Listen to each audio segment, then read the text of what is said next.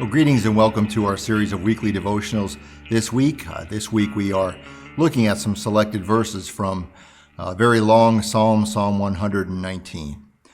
And as a parent, one of the things I have done and continue to do often is tell my kids, don't do this, don't do that. Usually I say, don't do as I say, do as I say, don't do as I do, that hypocritical kind of parenting, or don't do this and the kids will respond, why? And I say, because I said so. As parents, we do a lot of that, saying don't, no. And, I recall as a kid that kind of the more my parents said don't, the more I wanted to do the thing they were telling me not to do. So I'm not sure how effective those don'ts really were, but we do them anyway.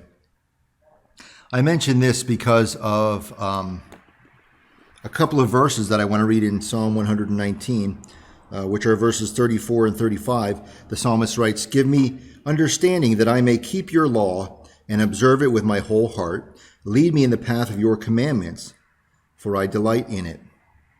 And those two verses allude to the law, the Mosaic law. And in fact, in Psalm 119, in just about every verse, there's some reference to the law of God. And of course, I think most Christians, when thinking about the law, think first and foremost about the centerpiece of that, of the law, Mosaic law, which is, of course, the Ten Commandments found in the book of Exodus.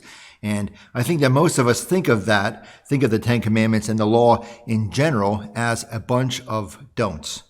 Don't do this, don't do that. Thou shalt not lie, thou shalt not commit adultery, that thou shalt not murder, that thou shalt not covet, on and on and on. It's a list of don'ts. That's how we think of it. But that's really the wrong way of thinking about the law, because the law was meant as an invitation. It was meant as something to provide life for the community of God's people. It was not necessarily an individual primer of do's and don'ts, but it was a guidebook for community living, a kind of community where everyone was cared for, and maybe most especially the most weakest and vulnerable members of the community. And so it was this framework for the kind of community that God truly desires, where people truly cared for their neighbor as much as they cared for themselves. It's interesting to me that I run across Christians who will lament the fact that the Ten Commandments are not in schools anymore. We should have the Ten Commandments in schools or in public buildings. They complain and bemoan the fact that the Ten Commandments are not placed in these public places. And yet, many of these same kinds of Christians are the ones who will scream and moan about their individual rights being compromised because they have to think about other people, or the same kind of Christians who will demand that illegal immigrants be deported from our country, or bemoan the fact that their beautiful suburbs are being invaded by the wrong kind of neighbors.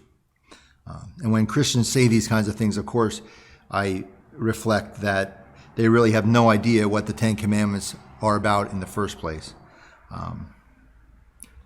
Because the Ten Commandments are about the kind of community in which we all care for one another as God cares for us. And when we have that kind of community, it is not something restrictive.